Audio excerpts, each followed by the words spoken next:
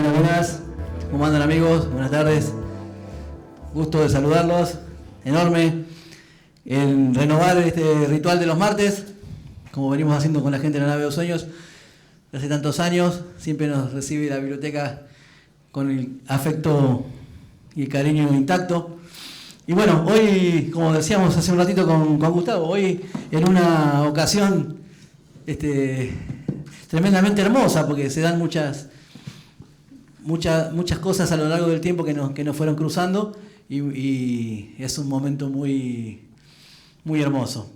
Y bueno, nuestro anfitrión invitado de hoy, Gustavo, nos proponía, antes de sumergirnos en el resto de lo que va a ser la jornada de hoy, con proyecciones, con charlas, conversar un poco sobre este proyecto y también sobre lo que significa la editorial que aquí los amigos vienen llevando adelante con tantos libros de cine y de otra naturaleza. Sí, es como hacer una introducción a la charla, ¿no? Me parecía que ya que vinimos con los dos Sergios, que son los encargados de la editorial, y por otro lado de la sección Estación Cine, que está publicando muchos libros de cine allá en Rosario, un poco que les comenten cómo es todo este proceso, que realmente está muy bueno, y después, para pasar después a charlar con María y con Fernando, que son nuestros invitados especiales de esta tarde-noche, sobre un poco sobre esto, ¿no? La idea es la excusa de un libro para hablar con amigos y amigas sobre el tema del cine y las cosas que nos pasan hoy en relación a esto, que a veces está ausente esa charla, y bueno, esto es una buena excusa para charlar un rato, ver algo y debatir. Así que bueno, Sergio Giacchini y Sergio Fuster son los encargados de esto, y bueno, quería presentárselo como para que hagan una pequeña introducción a lo que es estos libros de cine. Bueno. Hola, buenas tardes. Muchas gracias por la invitación, muchas gracias a todos por estar esta tarde acá. Bueno, yo soy el titular de la editorial que al principio se llamó Ciudad Gótica, ahora se llama CG Editorial porque es difícil encontrarla en Google cuando pones Ciudad Gótica. Generalmente vas a cualquier lado menos a la editorial. Así que, bueno, se llama CG Editorial. Nos dimos cuenta cuando empezamos porque la editorial va a cumplir 30 años el año que viene, y ahora que empezamos con el tema de las virtualidades, nos dimos cuenta que teníamos que cambiarle eso porque era inaccesible, no se podía llegar a ella. Hace 30 años que estamos editando desde Rosario, pero en realidad para todos lados, ¿no? Distribuimos acá también y en otros lugares del país. De todas maneras, básicamente hemos editado muchos poetas y narradores rosarinos y también ensayistas de Rosario. Y el título de Gustavo fue como el 1512, me parece. Editamos mucho, y como hablaba hoy con él, me decía, ¿cómo es que sacan tantos títulos? Porque ya es como que hemos generado un grupo de adhesión, ¿no? Sacar 100 libros de poesía o 200 libros de una novela y invitar a todos los que han participado es más sencillo que después vuelva a aparecer otro título. De esa manera, digamos, hemos logrado una especie de círculo. Y hace algunos años empezamos con mi amigo Sergio Fuster a trabajar. Él estaba en la radio haciendo el programa Estación Cine, y empezamos a trabajar la idea de empezar a sacar títulos, libros. Al principio eran libros que tenían que ver con una temática, cine y algo, o algo y cine, digamos. Ancianidad y cine, justicia penal y cine y tierra, cine y agua sobre el acuífero guaraní, cine y educación, cine y derechos humanos durante la última dictadura militar. Bueno, hicimos un montón de esos títulos. Hoy llegamos al número 35 de títulos de la colección Estación Cine, que la mayoría ya están agotados realmente porque la gente está muy interesada en esta temática, y bueno, para nosotros por supuesto es un orgullo haberlo editado a Gustavo, después de haber visto un montón de su obra en cine y bueno, conocerlo personalmente. ¿Nunca publicaste una poesía en la revista? Sí. Yo recuerdo que al principio empezamos con una revista en el 93 y recuerdo cuando él mandó una poesía de Gustavo a la revista y fue publicada, por supuesto. Bueno, hoy traje una pequeña muestra de algunos títulos de los últimos que estuvimos sacando.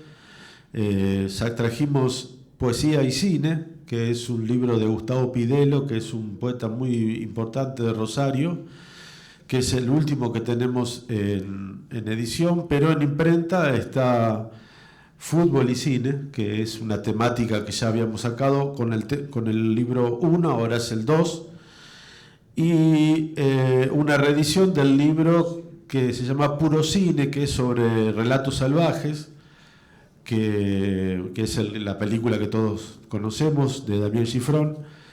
Damián me mandó hace unos días, justo estábamos en la reedición, me mandó películas del backstage de la película, así que no las pude incluir en el libro que estamos por sacar. Yo digo, no puede ser que tengamos esta diferencia de tiempos.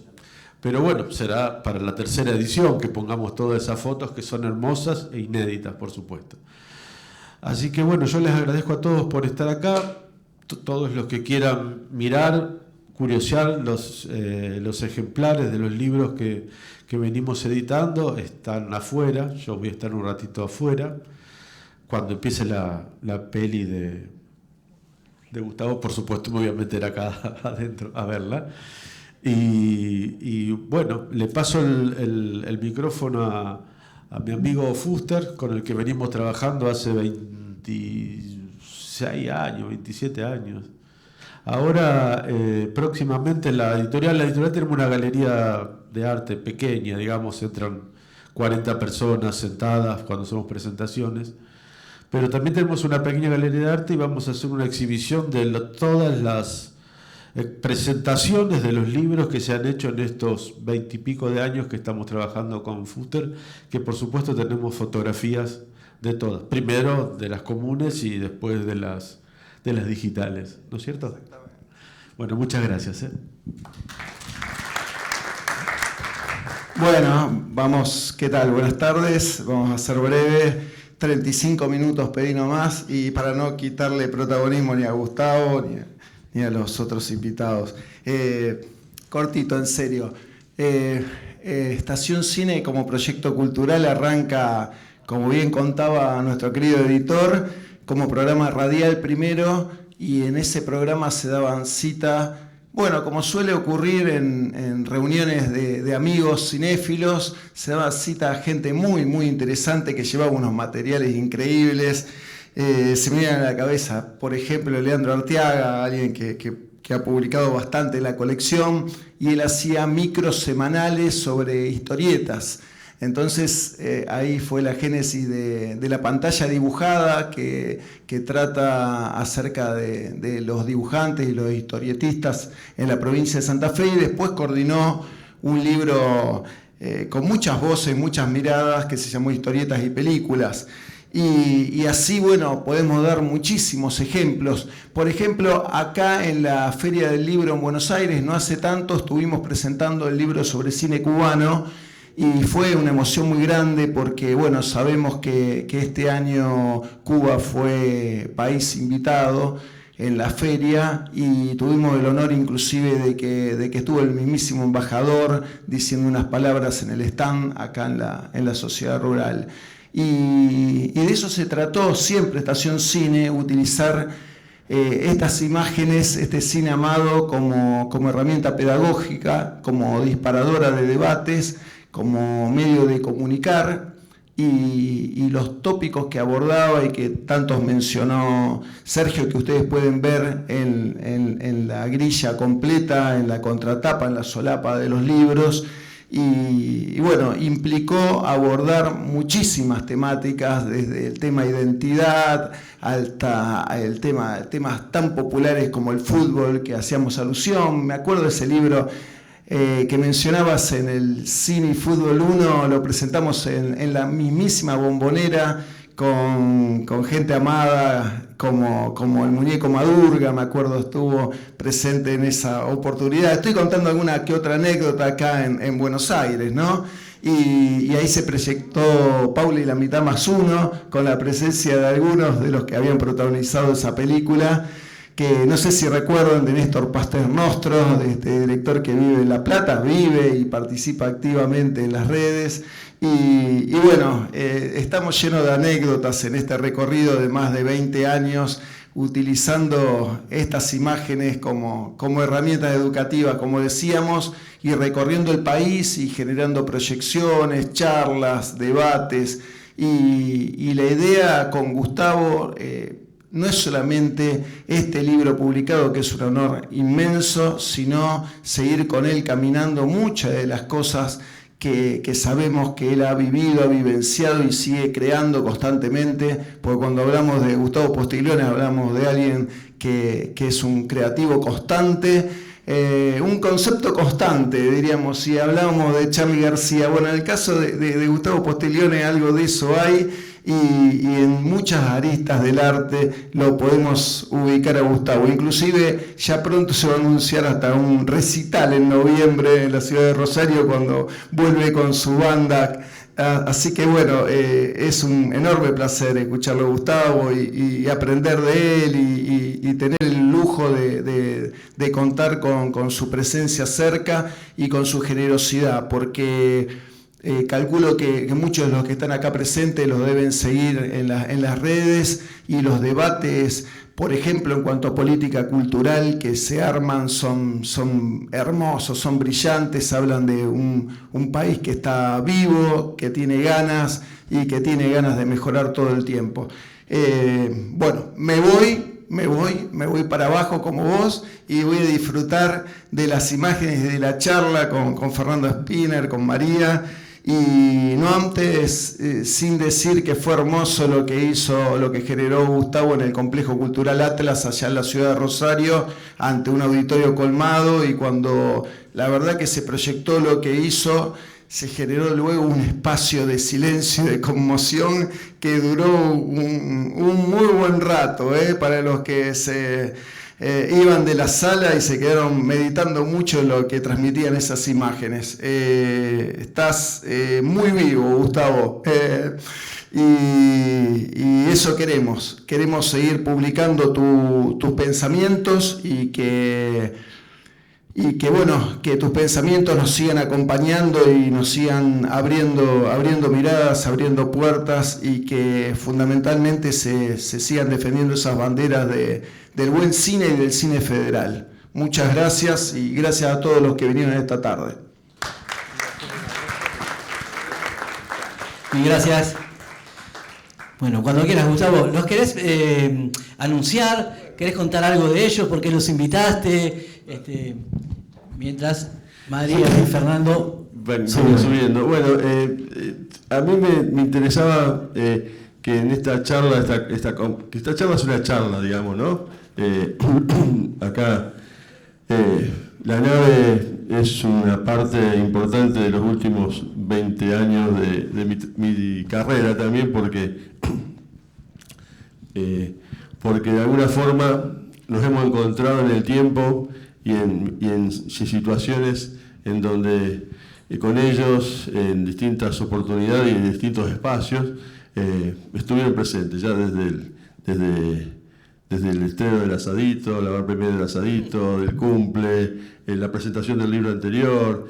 Formaron siempre parte, no sé si fue casualmente o no, yo creo que estas cosas no son casuales, se dan porque evidentemente hay una conexión de alguna manera, y siempre les he tenido mucho respeto, mucho cariño, mucho aprecio por lo que hacen. Me parece que este tema de estas, digamos, formatos culturales, anticulturales, rebeldes y libres también en la forma, son las cosas que nos hacen sentir más vivos, ¿no? Como que Pasaron muchos años, pero parece que fuéramos los mismos de aquella época en cuanto a este deseo, digamos, de juventud en el sentido, no por querer parecernos jóvenes, sino por el espíritu que tenemos para hacer las cosas.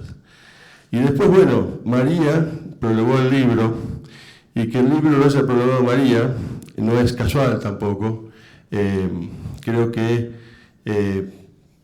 también a María la conozco de aquellas épocas. De hecho, fue la presentadora del libro En la nave de los sueños, el primer libro mío, que justo lo trajo acá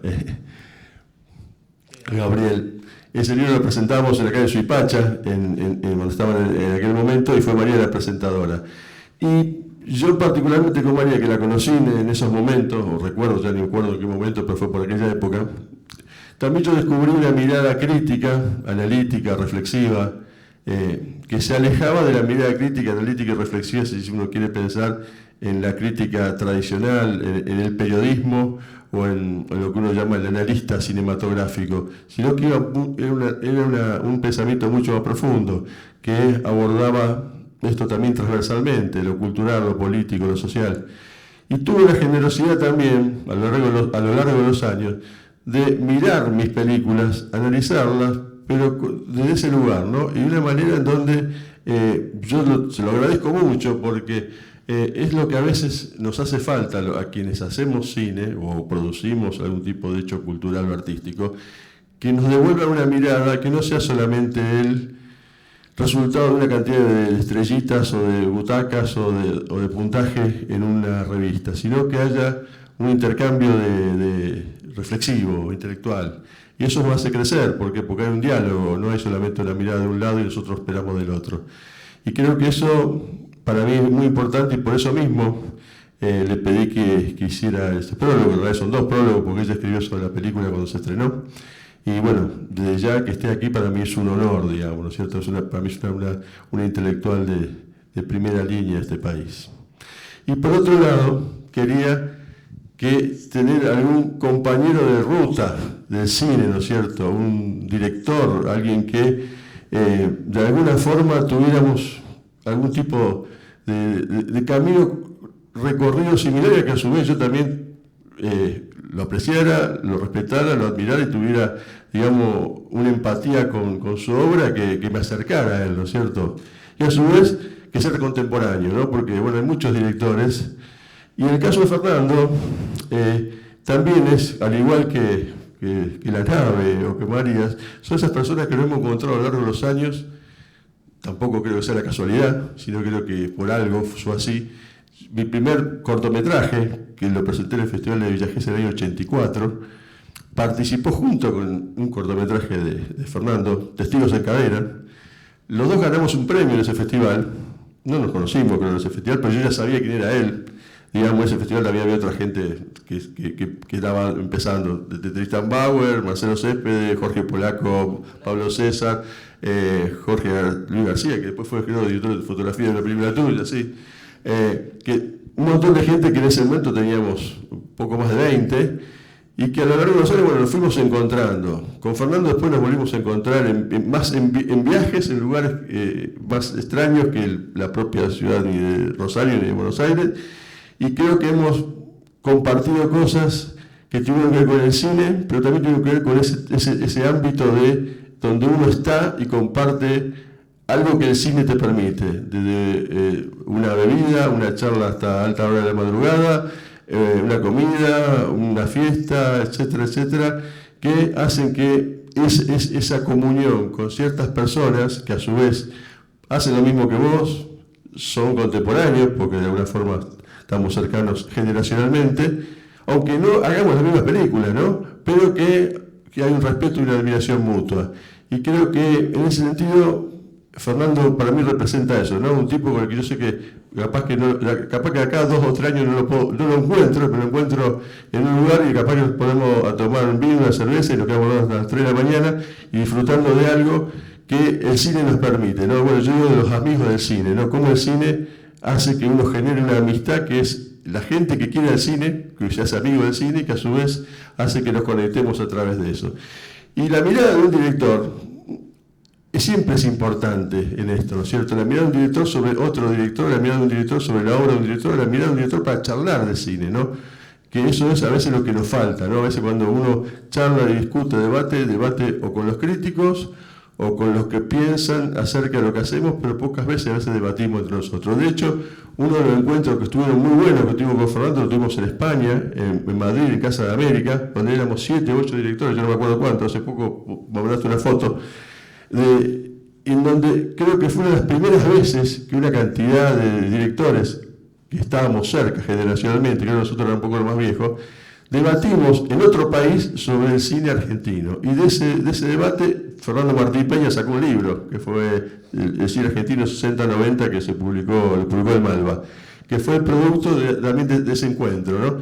Entonces, bueno, yo creo que a través de los años, todo lo que estamos acá, para mí tiene una gran importancia, una gran gravitación en mi laburo, en mi obra de distintos lugares. Por eso quería que de alguna forma fueran referenciales a la presentación de esto, que el libro sea un motivo de excusa, pero que la charla sea un poco lo interesante, ¿no? Que charlemos más allá del libro, de cine, de lo que nos pasa, de lo que hacemos y de todo eso. Así que bueno, gracias por estar acá y bueno, cuando quieran.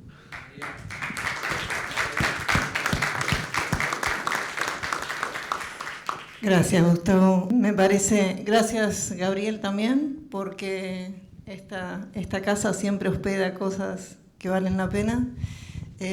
Si me dan un minuto, quiero agradecer a estudiantes de la Universidad de José C. Paz, exalumnos míos, que están estudiando producción audiovisual y para los cuales esta conversación espero que sea de utilidad también, que tomen apuntes, pueden sacar libretas y cuadernos. Gracias por estar acá, por acompañarme. Me parece que esto que planteás, Gustavo, esta suerte de conversación a través del tiempo, uno podría pensarla, bueno, somos gente grande, ¿no? Y volvemos a encontrarnos. Pero también uno puede pensarlo, salirse de esa lógica medio idiota, en la que suelo caer a menudo, por cierto, pero uno puede pensar, bueno, si hay una conversación es porque hay algo de qué conversar. No es sencillamente una cerveza o un café por medio, sino hay películas que más allá de que te gusten o no te gusten, generan cosas, ¿no? Esto es algo que aprendí en relación a lo que vos exageradamente mencionás respecto de mi mirada crítica. Aprendí que no importaba que me gustaran o no las películas. Creo haber sido cruel durante mucho tiempo en la escritura de mis críticas, pero en algún momento entendí eso. No importa si a mí me gustan o no me gustan, porque al espectador le chupa un huevo si a mí me gustan o no me gustan las películas. No soy nadie para decir lo que a mí me gusta. Sí puedo transmitir alguna que otra herramienta para que la persona que está interesado en un director, en una obra, la vaya a ver o no la vaya a ver. Decida por su propia cuenta.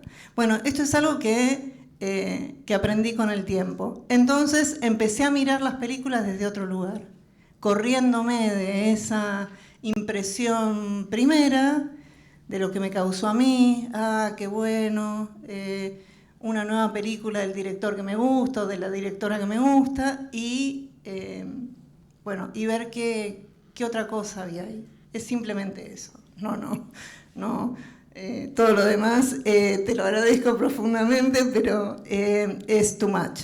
Y entonces me parece que efectivamente hay en el cine argentino una serie de directores que a lo largo del tiempo han hecho películas. Bueno, Fernando es un tipo que también ha explorado distintos géneros, que ha hecho televisión, que ha producido, que ha escrito guiones.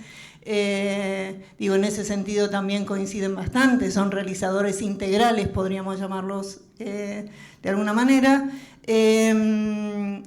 Me parece entonces que hay un grupo de directoras y directores que persisten en una búsqueda a lo largo del tiempo.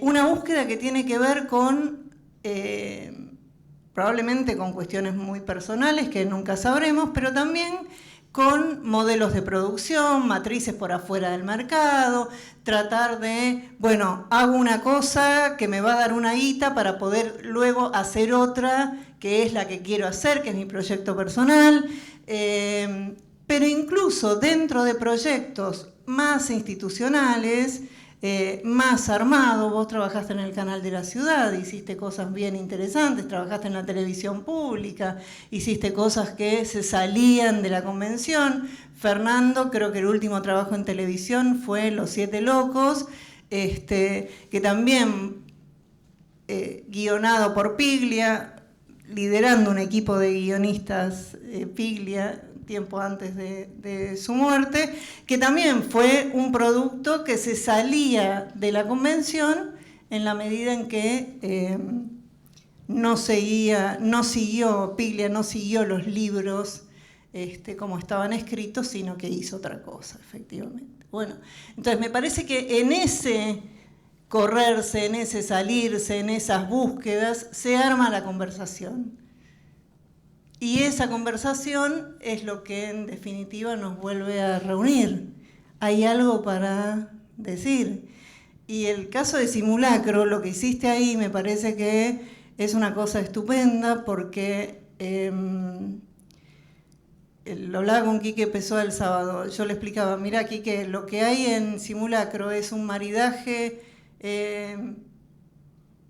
cronometrado entre la manera de hacer una película y lo que está sucediendo en la película. Los personajes hablan de cosas que tienen que ver con cómo está siendo filmada la película en ese momento. Entonces, el espectador, la espectadora tienen la posibilidad de ver eso, esa sociedad, ese matrimonio que habitualmente no se ve porque las películas están tan editadas de una manera tan frenética y tan rápida que finalmente no podés valorar los aspectos formales en relación con la trama argumental. Bueno, en Simulacro pasa eso. Estás viendo eso todo el tiempo. Y cuando ves el reflejo de un personaje y lo ves en el video así y después el diálogo, todo tiene que ver con todo. Perdón la mención a Cristina, pero tenía que mencionarla en algún momento. Pero en Simulacro pasa eso. Y hay al mismo tiempo una reflexión sobre el cine y sobre la puesta en escena y sobre lo que es la teatralización y sobre lo que es el laburo de actor y de actriz y sobre lo que es el laburo de dirección. No para. Podría seguir, Simulacro podría haber seguido, podría haber durado 8 horas. ¿Entendés? Porque, y creo que ese es el gran valor. Vos hablás de cine, del cine instantáneo al cine en vivo. Bueno, el cine en vivo es el cine vivo en esta, por lo menos en esta experiencia. Buena presentación.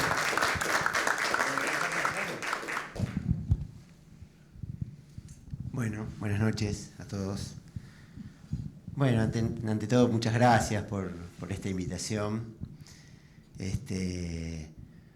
Casualmente empecé a leer el libro y lo primero que encontré es una foto con Gustavo de hace 23 años en el Festival de Toulouse, donde yo presentaba La Sonámbula. Y sí, ahora decía Gustavo de sacarnos una igual. Y bueno, creo coincido con todos los conceptos que expresó Gustavo en relación a que los dos somos realizadores, que hemos hecho películas contemporáneamente, que hemos...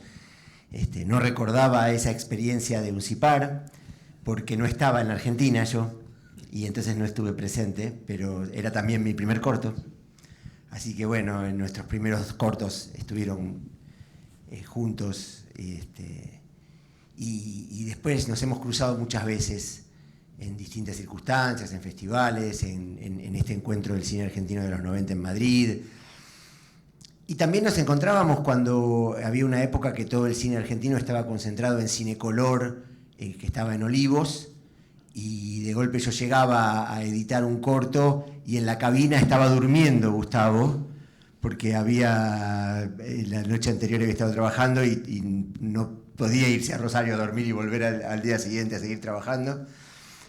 Así que creo que también me parece interesante esta idea de poder compartir esta visión de lo que significa realizar en toda su dimensión, los obstáculos, las dificultades, las propias inseguridades, la construcción de la convicción en cada proyecto que nos permita concretar ese proyecto.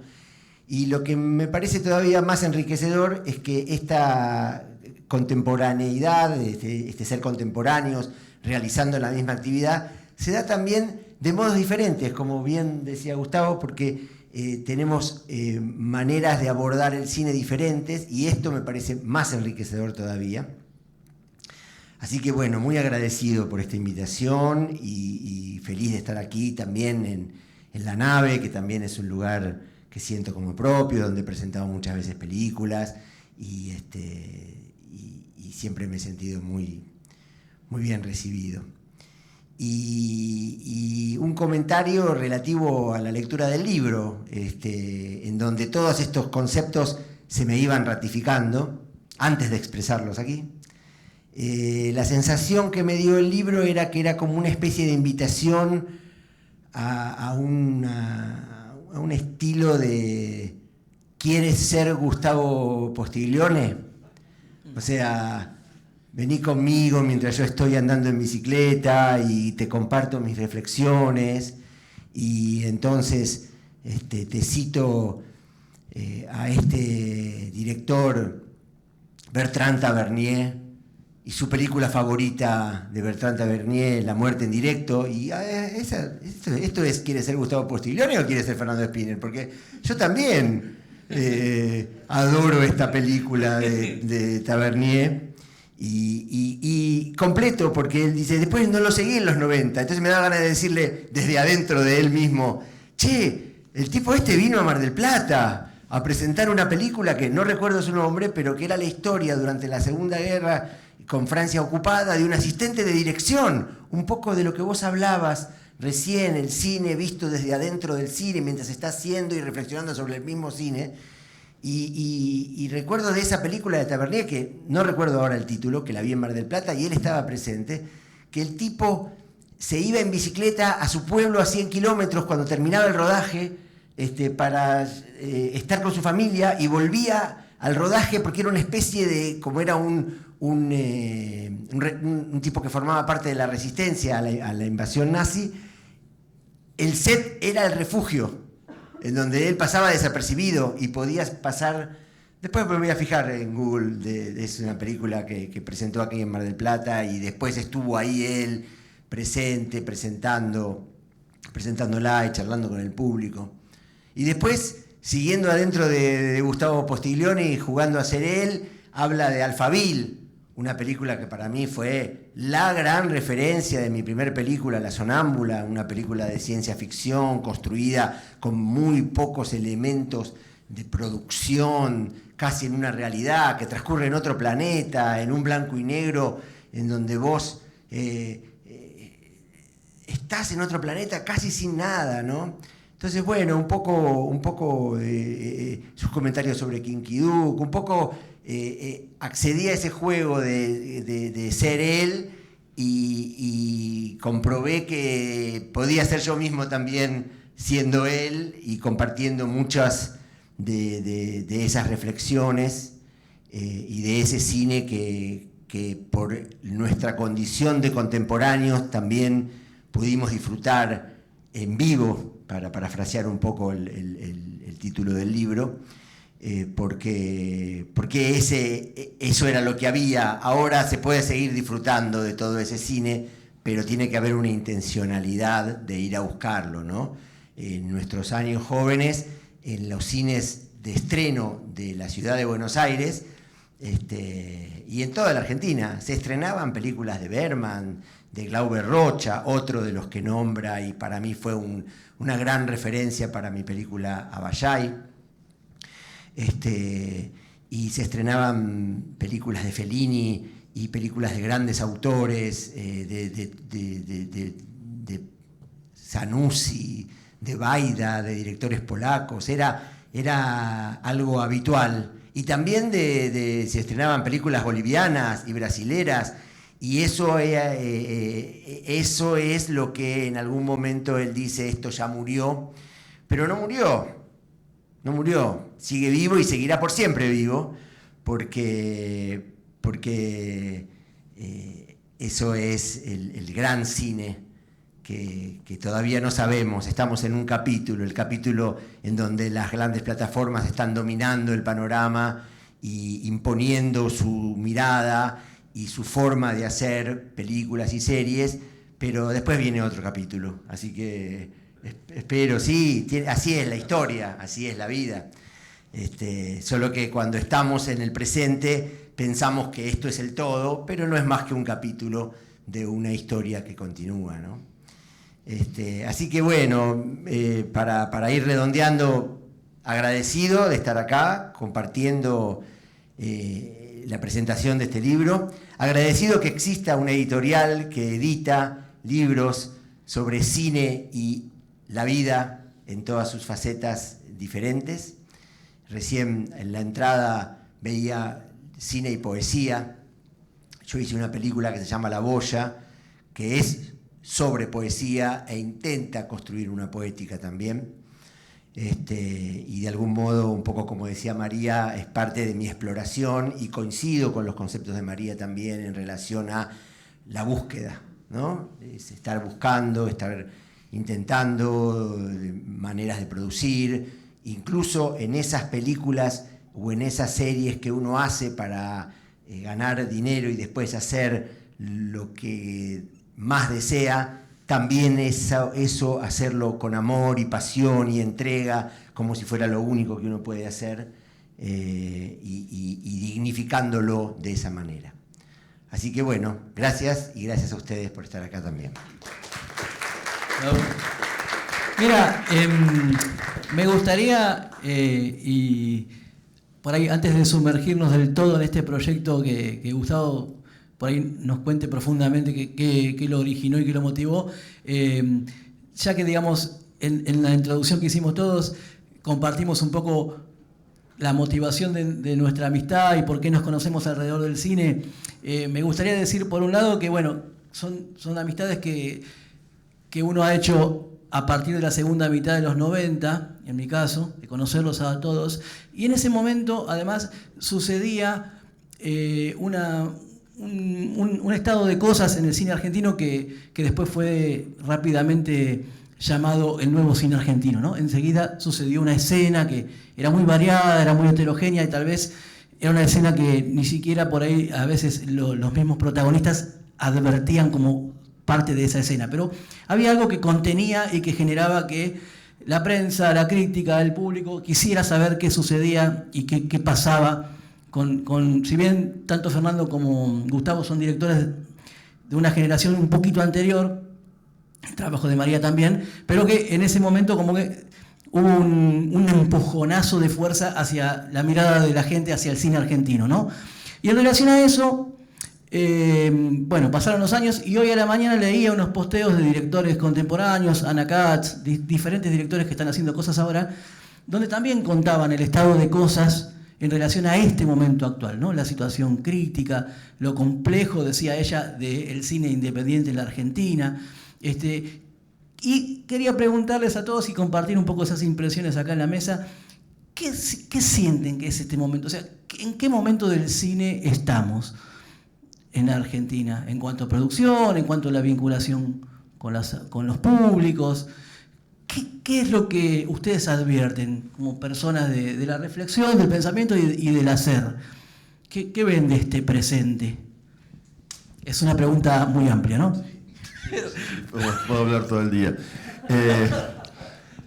No te creas, porque si no aprueban la prórroga de 50 años en la asignación de los fondos, en un ratito se acaba el cine argentino, en un par de meses.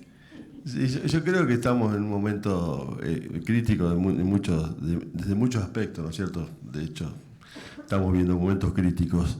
El cine nunca es ajeno a esto. Lo que pasa que creo que lo que ha sucedido es un cambio también yo creo que es un cambio en la mirada del que hace y en la mirada que es producto de la mirada del que ve.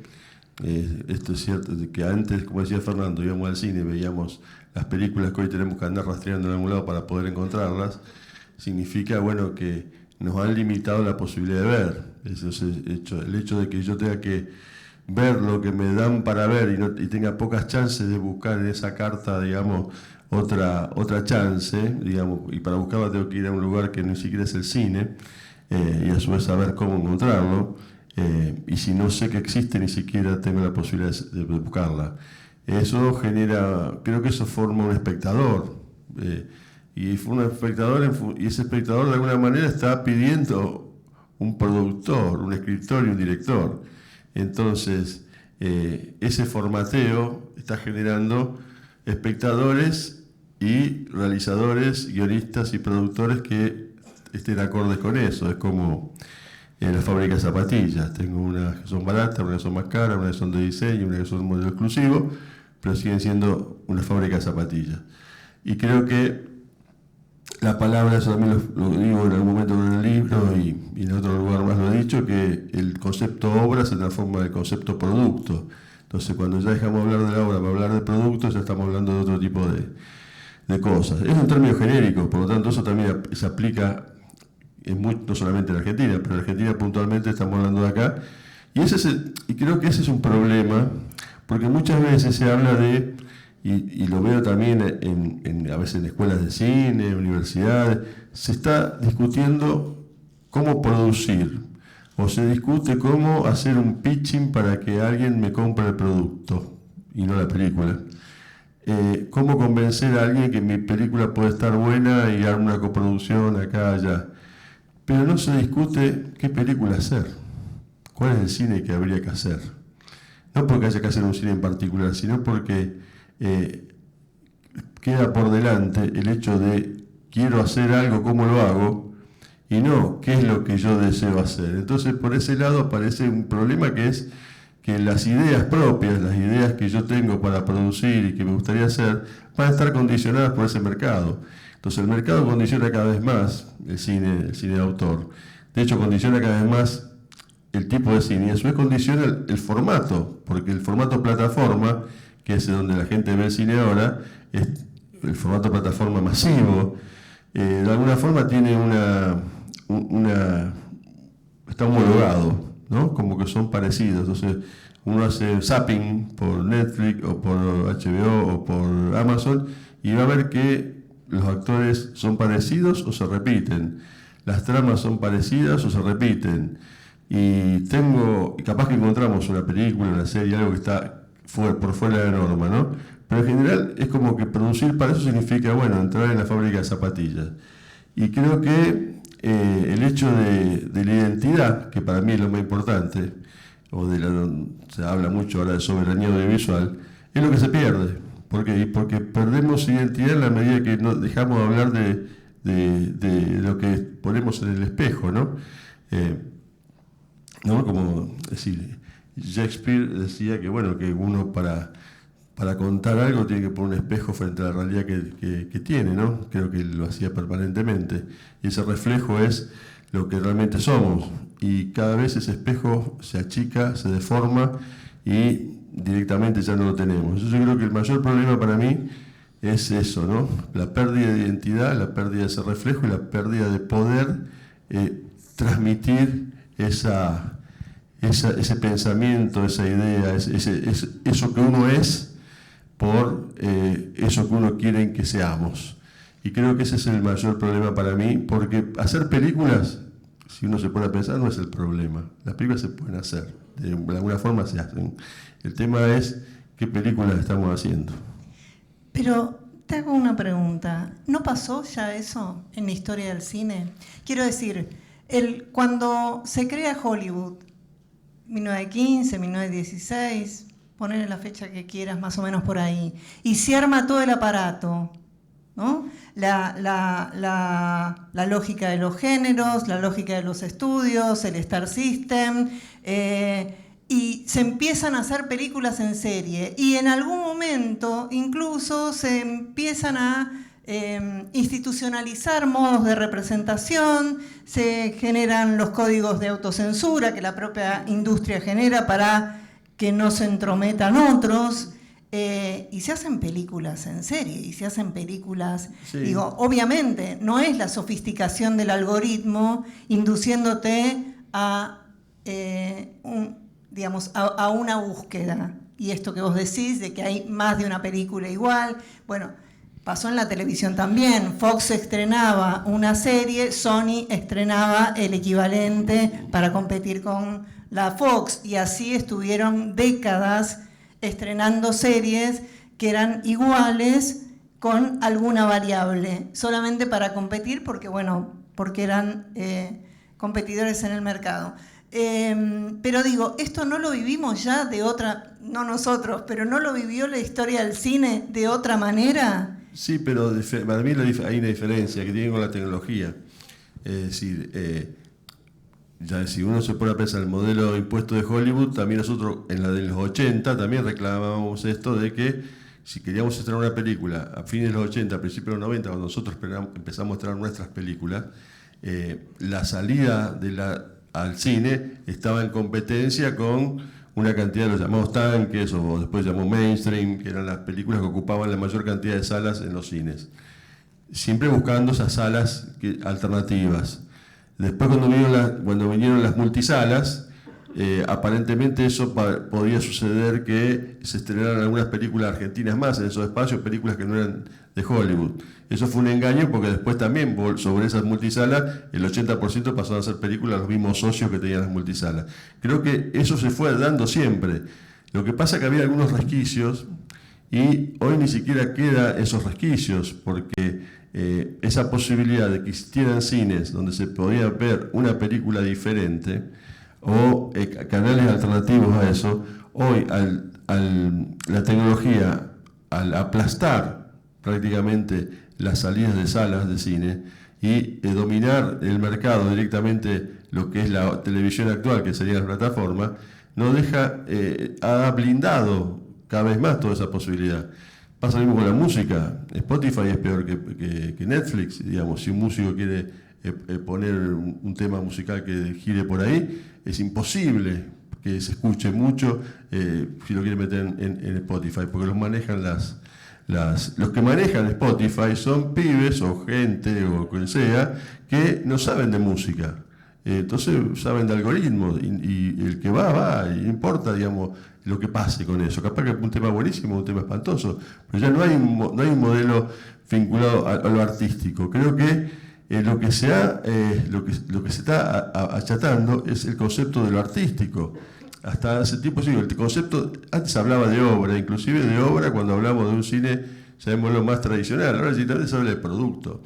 Y lo peor es que eso está metiéndose no solamente en la cuestión del sistema reproductivo, distributivo y exhibición, sino también en los mismos sistemas de educación de cine, en donde se enseña, eso digo, el tema es enseñar el pitching, que es un concepto, digamos, que también es más tiene sus años, pero es más novedoso. Es decir, bueno, yo me tengo que sentar frente a una cantidad de gente que son productores de X lugares a vender mi película que tiene que ser mejor de la que va a venir atrás y mejor de la que estuvo antes.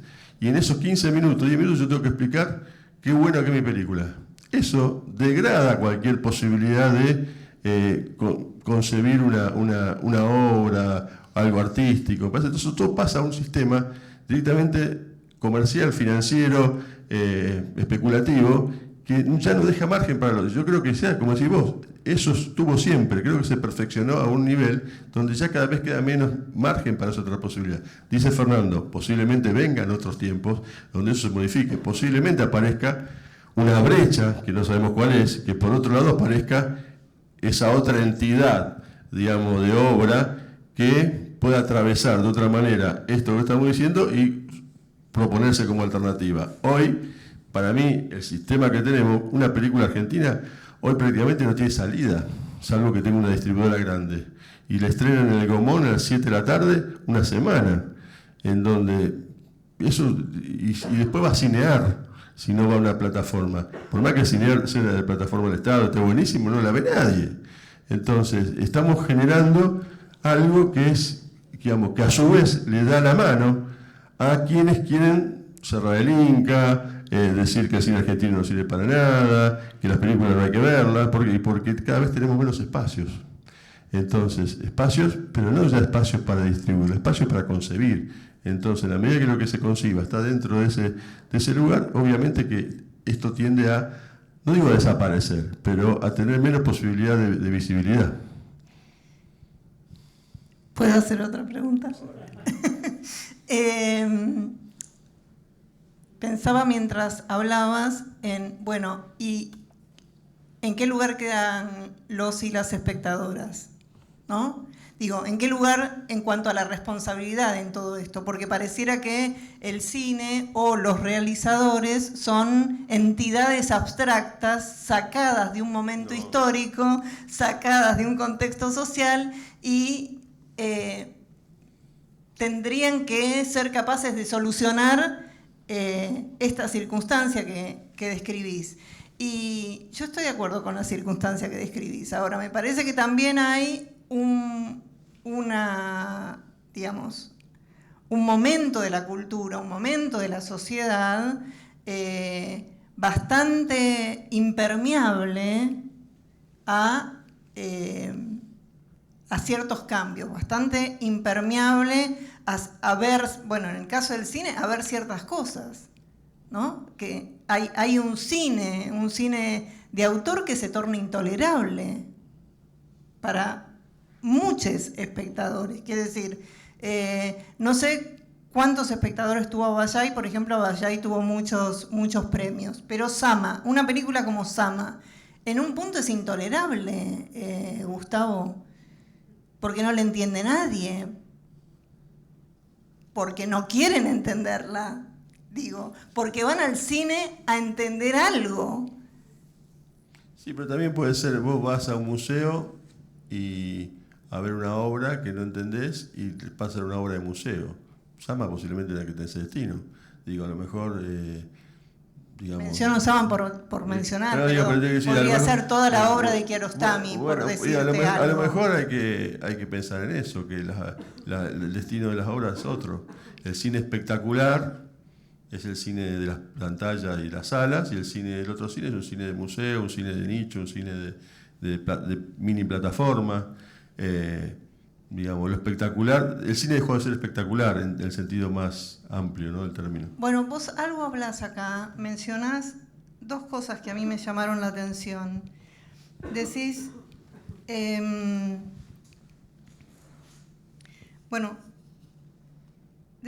aunque con variaciones hago la misma película desde hace un tiempo.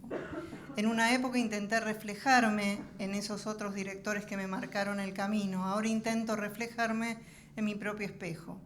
Lo que he querido hacer en más de 30 años es desarrollar un estilo, mi propio estilo. El estilo es la conformación de una identidad y esa identidad tendrá vestigios y restos que han quedado de un recorrido que los años me han permitido hacer. El estilo es necesario para independizarse de las reglas del mercado, de las modas, de las listas que se confeccionan a fin de año.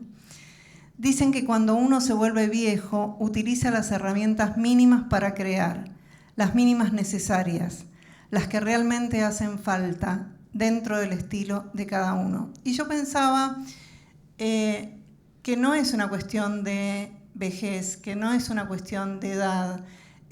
Rossellini decía que habría que empezar haciendo largometrajes y terminar haciendo cortometrajes, porque en realidad el cortometraje es la síntesis, o debería ser la síntesis perfecta de algo, de un asunto que querés tratar. No necesitas tratarlo en largo, lo tratás en corto. ¿no? Entonces, lo que vos te estás planteando quizás es la necesidad de alcanzar esa síntesis a partir de una experiencia de muchas películas, de muchos años, de muchos visionados de películas también. Y luego decís otra cosa que me parece que está vinculada con esta suerte de vuelta al origen, ¿no? De vuelta atrás, de ir al corto en vez de al largo, que es una de las cosas fundamentales que tiene el cine en vivo es devolver al cine el concepto de espectáculo. Yo pensaba de atracción, el cine como atracción. ¿Por qué? Porque de alguna manera lo que vos proponés en Simulacro es eso, miren cómo se hace una película en vivo, ¿no? Entonces, no solamente van a tener un argumento, sino que van a tener cómo es la película, que era un poco lo que atraía a aquellos espectadores que veían el aparato, el dispositivo funcionando y terminaban yéndose atrás de la sábana blanca para ver qué era esa máquina, ¿no? Entonces, de alguna manera me parece que estás pensando por distintas vías en un cine de los orígenes. Sería empezar a hacer cortos mudos. Bueno, para problematizarle un poco más la cuestión al espectador. Sí, yo creo que un poco mucho de lo que estamos hablando pone sobre la mesa el tema, y para parafrasear la colección de libros, del cine y la política. La política no para hablar de películas que hablen sobre política, sino la política como instrumento fundamental para la construcción de la cultura. Digamos, cuando vos decís cuál es el lugar del espectador, los espectadores estamos desvalidos, nos llevan a donde quieran, y justamente estamos desvalidos cuando es el mercado el que rige para dónde vamos a ir, porque van a construir ese sueño que vamos a desear cumplir. En la medida que no sea el mercado y que sea la idea de una mirada más personal, reflexiva y única sobre alguna temática, ahí estamos frente al cine de autor. Y entonces, en principio, el espectador debe descubrir que existe el cine de autor, porque si el cine de autor es ocultado, la obra de Kiarostami, decís vos, que es una obra extraordinaria, bueno, en Irán es muy popular. Absolutamente. Porque hay una cultura, que está ligado a una cultura y a ciertas cuestiones y a ciertos valores que lo ponen en el menú. Si vos entras a un restaurante y el filé de merluza no está en el menú, no lo podés pedir.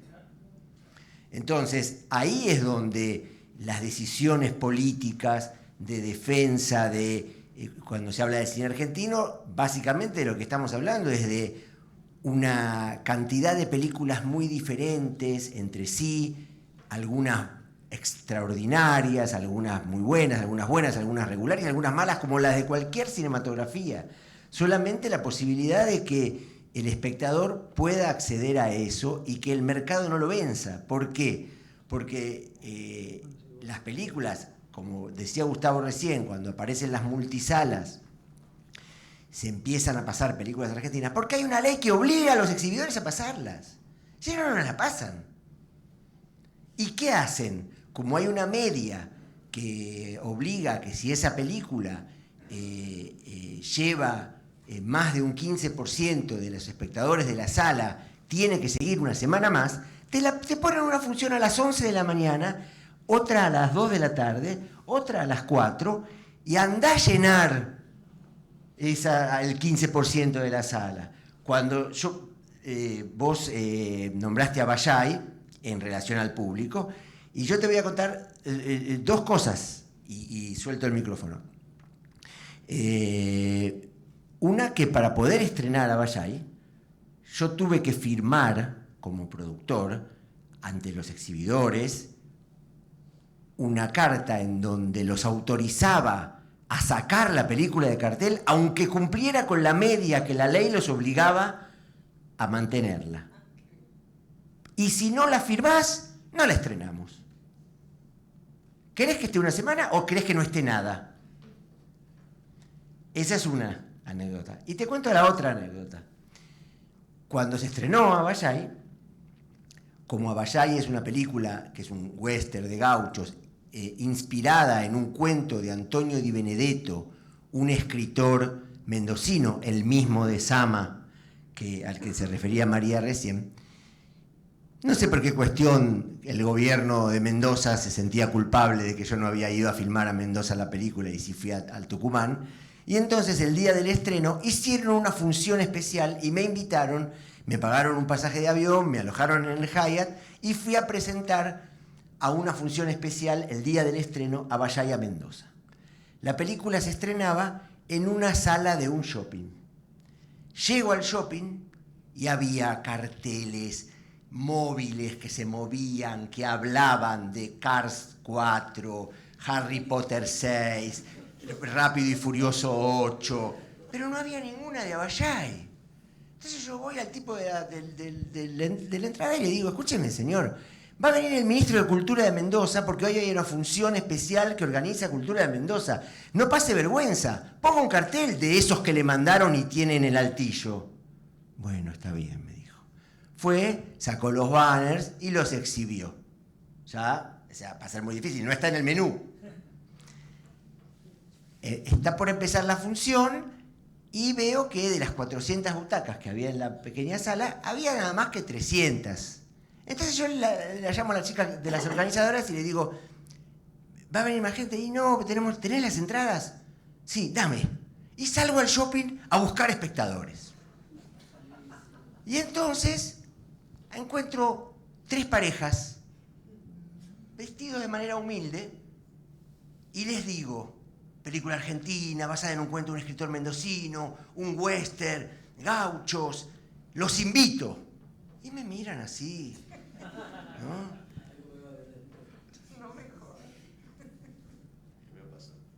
No sé el valor de ese momento de la entrada, la traigo ahora.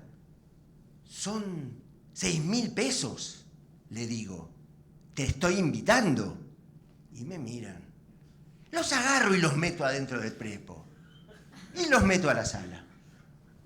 Termina la función, vienen, me abrazan, me dicen, qué linda película, nos encantó, gracias por obligarnos a verla, no hubiéramos entrado nunca. Esa es la situación, esa era la situación hace 10 años, que ha empeorado significativamente. Queda claro que sin política pública... Tengo que ir a, no lo digo porque me da vergüenza, al señor de Netflix para que la compre. ¡Barata! Está claro que sin política pública hay cosas que no se pueden hacer. Hay ciertas cuestiones de nuestra cultura. Obviamente que esto es así, pero también me parece, por eso introduje la cuestión del espectador,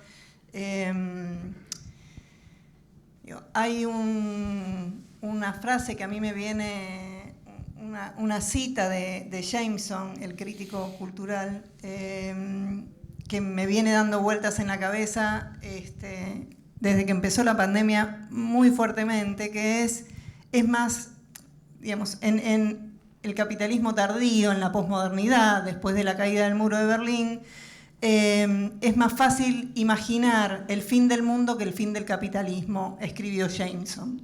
Y a partir de eso, otro crítico cultural, británico en este caso, Mark Fisher, escribe un libro que es El realismo capitalista, ¿no? Y en ese libro desarrolla un poco más la idea de Jameson y dice, bueno, muy bien, efectivamente, es tan difícil imaginar el fin del capitalismo que el capitalismo se convirtió en la realidad. Lo real es el capitalismo, en todas sus dimensiones, en todos sus aspectos, en todos los campos, ¿no? Entonces tenés una sociedad que consume eso, efectivamente. Queda claro cómo, por otra parte, el aparato mediático trabaja sobre esta misma idea, ¿no? Y genera mierda. Entonces vos decís, bueno, ¿y qué hacemos con esto? Necesitamos artistas, necesitamos, no quiero ser retrógrada, pero necesitamos un cine moderno, necesitamos que venga Godard y patee el tablero, que venga Pasolini y patee el tablero, ¿entendés lo que digo? Es como decir, bueno, cifro mi esperanza en el arte. Ahora, el arte no es Tarantino, el arte no son los Coen, hay que patear el tablero. Digo, vos hiciste esa película, me interesa, en relación con esto que estoy diciendo, que nos cuentes qué pasó en la calle cuando vieron la proyección, porque lo que contaban los compañeros de la editorial es que se generó una conmoción. Sí, pasa que, bueno, para el que no sabe, Simulacro, digamos, que es lo que estamos hablando, que fue un poco el motivo del libro, fue una película que hice el año pasado, sí, en febrero del 2021, fue en un entreacto de la pandemia, digamos, fue un momento donde la pandemia bajó un poquito, se podían hacer algunas cosas y nos animamos a hacer un proyecto que yo venía ya pensando en la idea de... Cuando venimos también, bueno, todo, creo que es todo producto de esta situación, ¿no? Venimos de todo lo que fue el macrismo, la imposibilidad de filmar o la dificultad de filmar, digamos, en muchos casos de la misma manera que lo hacíamos antes, cómo armar un proyecto, qué proyecto se puede armar, pandemia mediante, y yo venía con la idea del concepto de cine en vivo, que el cine en vivo, el que lo había desarrollado un poco era Francis Ford Coppola, que es, digamos, filmar la película mientras la estamos filmando, se está editando en ese momento, se está metiendo todo lo que uno le mete en la postproducción, digamos, la luz, el color, la música, los efectos, el montaje, la edición. Y en ese mismo momento, mientras sucede todo esto, se está viendo, se está proyectando. Es decir, que la película se hace mientras se ve y se proyecta, se hace todo en el mismo momento. Es un concepto que Coppola lo había planteado para One from the Heart, la película que fue con la que se fundió, y que el director de fotografía, Storaro, no la quiso hacer así porque no tenía miedo de hacer la película así y no lo pudo convencer de hacer esa película, porque quería hacerla con este sistema. Después, lo que hizo Coppola fue 2 experiencias en 2 universidades de Estados Unidos con 2 cortometrajes. Yo pensé que esa experiencia la podíamos tomar, en este caso el año pasado en Rosario, y superar la de Coppola, en el sentido de buscarle una vuelta de tuerca más, que era algo que no existía en ese momento, que es el streaming por un lado y el vivo, el streaming en vivo, digamos, proyectándola a través de las redes, más por el tema del condicionamiento de las salas, y una sala que en ese momento no se podía abrir la sala, entonces hicimos una sala al aire libre, en la calle, ¿no? Un cine al aire libre.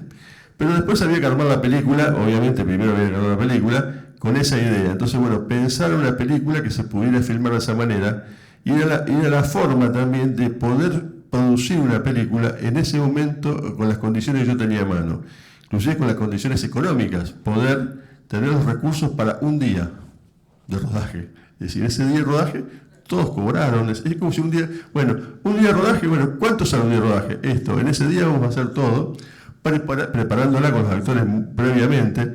La película era algo que yo había empezado a escribir en un momento como una pequeña obra de teatro y que la desarrollé como un largometraje que transcurre todo en un teatro y en los camarines del teatro, y quería trabajarla con un concepto cinematográfico, para lo cual podía trabajar con cortes y con un switcher al estilo televisivo, pero me daba más televisión en vivo. Entonces decidí el plano secuencia, que es lo que cuento en el libro, y jugarnos.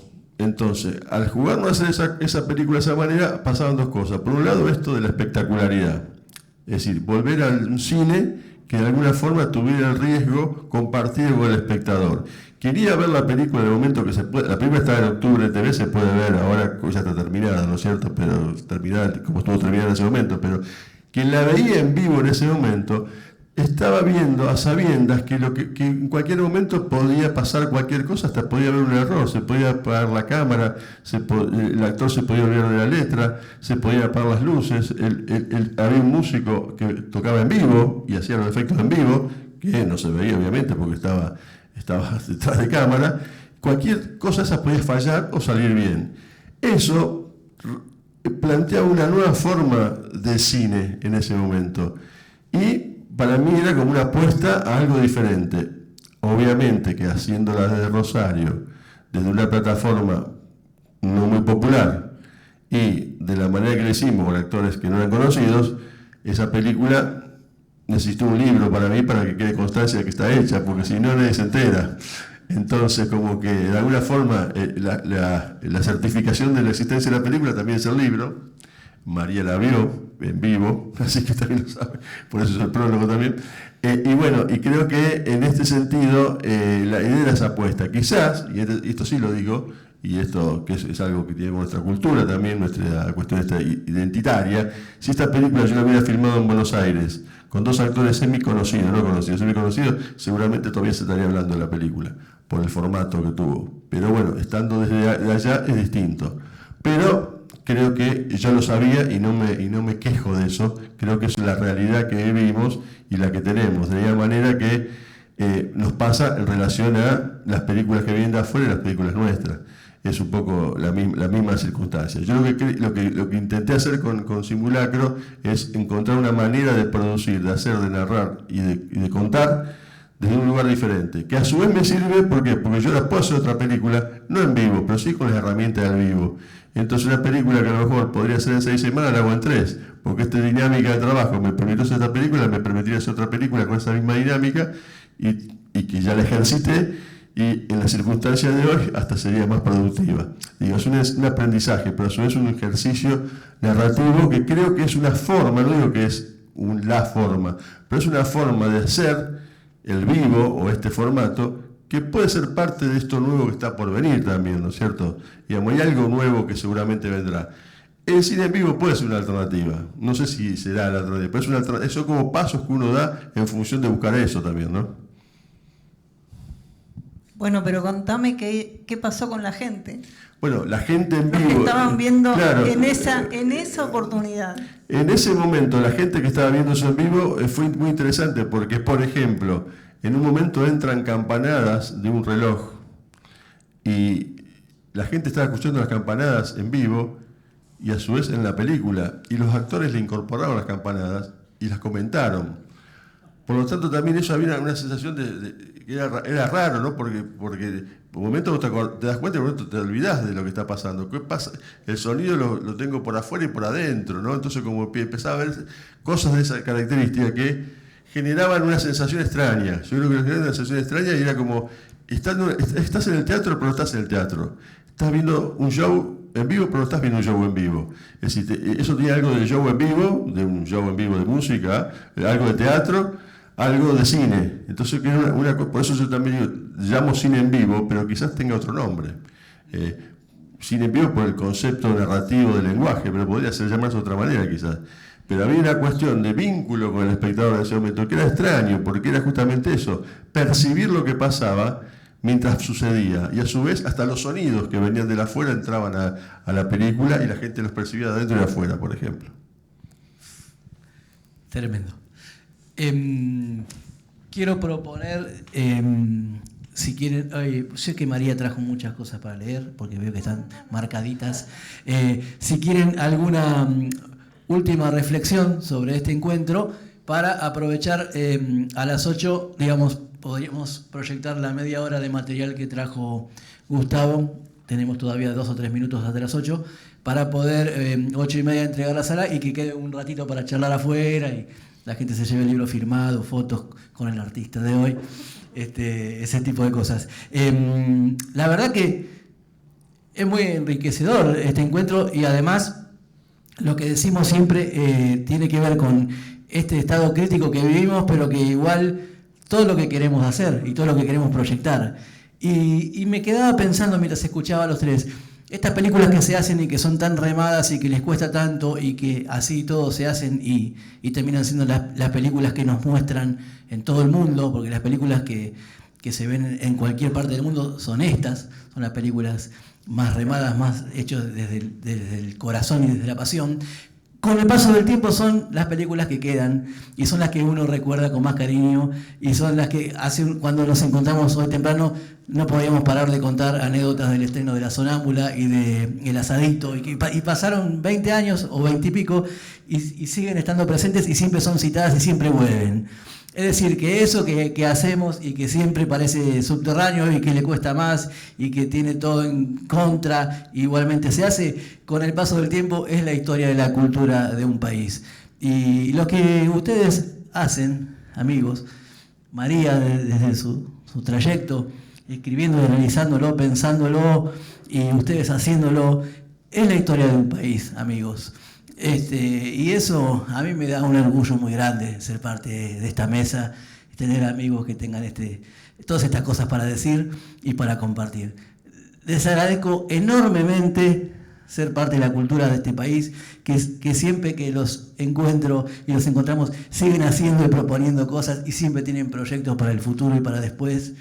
Y eso también nos hace a nosotros, que somos la generación que por ahí sigue un poquito después, decir, bueno, si los maestros más grandes siguen, nosotros también tenemos que hacer cosas que estén a la altura. Así que no solamente generan toda esa belleza con lo que hacen, sino que también generan ilusión. No sé, esta gente... No puedo decir nada más. Anunciar lo que vamos a ver. Gracias. Sí, yo qué sé yo, son esas. Gracias por lo que nos toca, de lo que decís, Gabriel.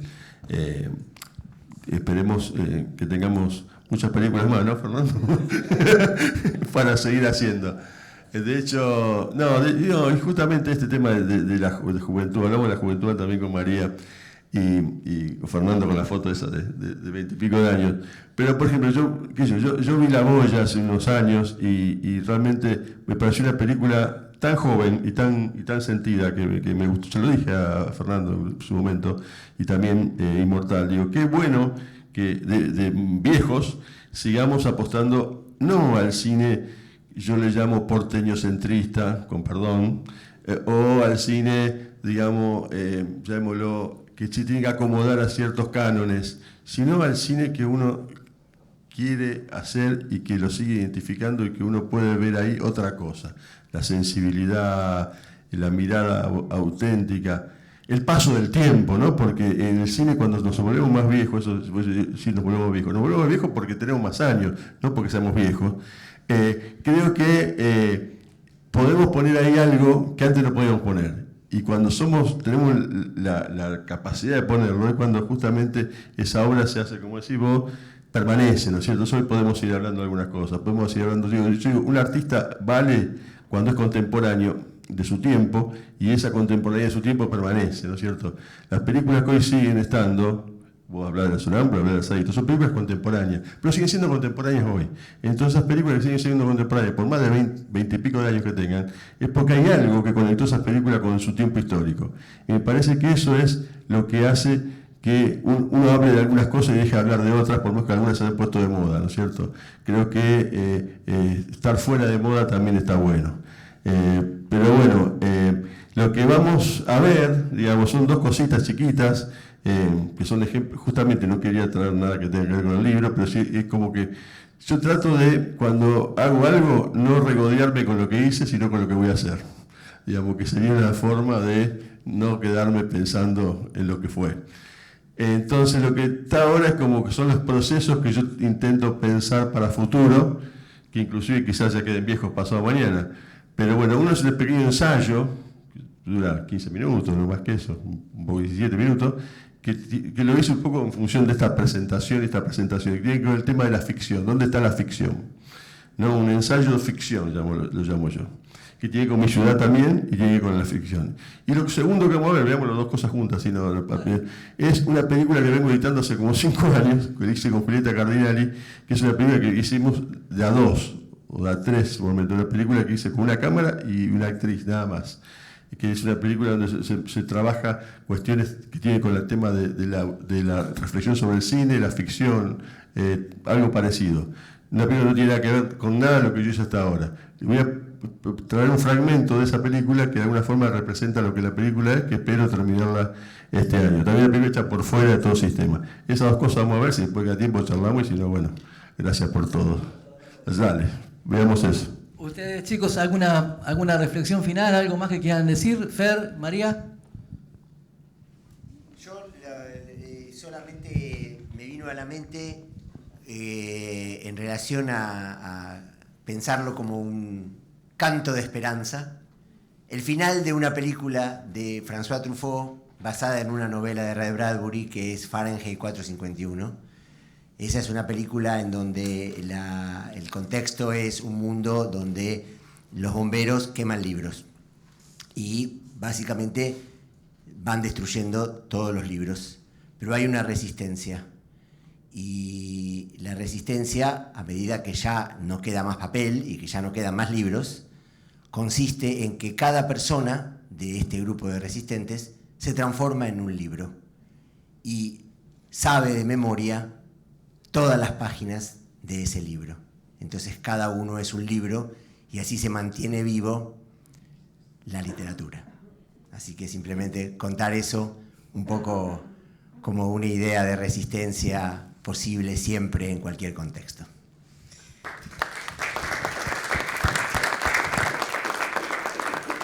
Sí, y engancho con esto que decís.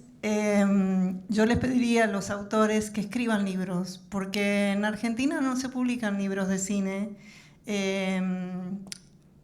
Bueno, historias, ahora tenemos al historiador que es Prividera, por suerte está escribiendo historias de cine, pero me refiero a guiones, a ideas, a bitácoras, como es un poco, como son tus libros, Gustavo, bitácoras de rodaje, de proyectos, que de alguna manera también dan cuenta de lo que va sucediendo en la vida cotidiana durante ese rodaje, cuando mirás el Paraná, cuando salís a andar en bici, cuando conversás con Nina, en silencio, supongo, creo que ya debe hablar Nina,